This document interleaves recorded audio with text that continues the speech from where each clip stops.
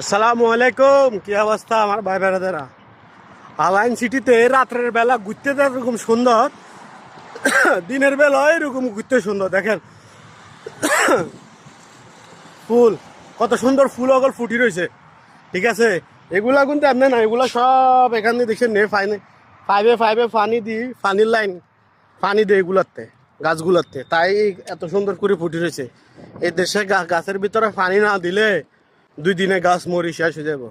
ঠিক আছে, এরা দেখেন এই দেশের কত সুন্দর, কত সুন্দর। সকালবেলা আপনি এরকম হাঁটতেন বার হইলে, আপনি সাইডে সাইডে ফুল থাকলে আপনি তো হাঁটতে কত মজা লাগবে, তাই চিন্তা করেন একবার।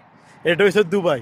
তো যারা চলে আসবেন দুবাইতে, ইনশাল্লাহ যদি বাংলাদেশের ভিসা খুলে কাজের স্কিল লয়ে আসবেন। ঠিক আছে, কাজ করবেন, ঠিক আছে, সুন্দর করে কাজ করবেন, দুবাইতে আসবেন ভিসা নিয়ে, কাজ শিখিয়ে আসবেন।